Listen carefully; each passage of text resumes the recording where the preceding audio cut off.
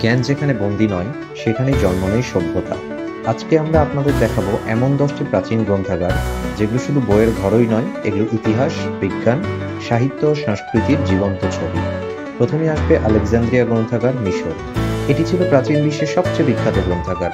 এখানে প্রায় 4 থেকে 5 লক্ষ বই ছিল। এই জ্ঞান ভাণ্ডার আগুনে পুড়ে যায়, কিন্তু তার কীর্তি ও ইতিহাস আজও ইতিহাসের পাতায় অমর হয়ে আছে।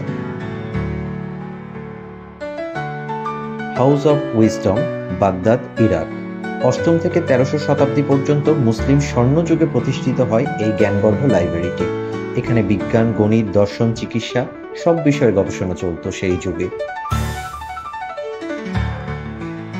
আল ক্যারাউইন library, Morocco.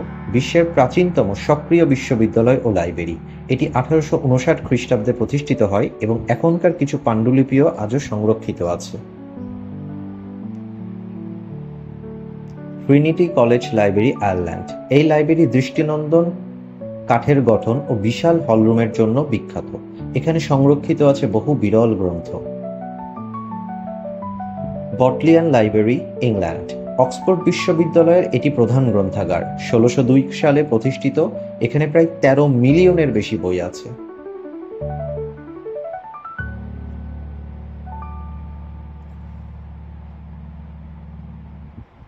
Vatican library, Italy. 1500 শতকে প্রতিষ্ঠিত এই লাইব্রেরিতে ধর্মীয় ও ঐতিহাসিক বহু মূল্যবান পাণ্ডুলিপি সংরক্ষিত আছে।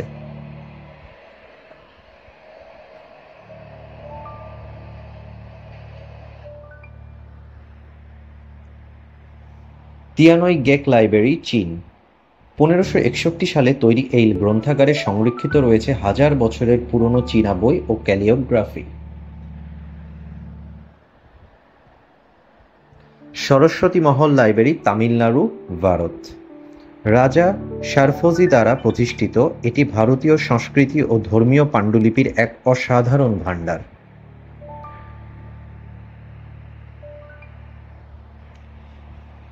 ইস্পাহানের লাইব্রেরি, ইরান।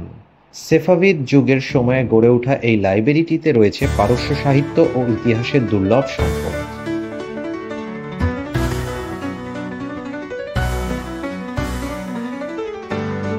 সর্বশেষে আসবে কংগ্রেস লাইব্রেরি, যুক্তরাষ্ট্র।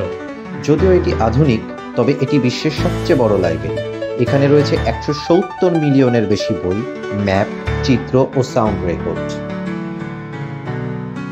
এইসব লাইব্রেরি প্রমাণ করে জ্ঞান হারায় না, বরং রয়ে যায় ইতিহাসের পাতায় ও মানুষের চেতনায়।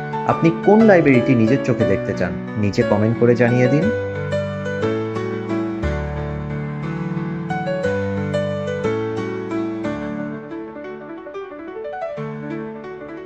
আমাদের এই ভিডিওটি ভালো লাগলে লাইক দিন, শেয়ার দিন এবং আমাদের চ্যানেল বাংলাদেশ আনকভারডটি সাবস্ক্রাইব করতে ভুলবেন না। ভালো থাকবেন। আসসালামু আলাইকুম।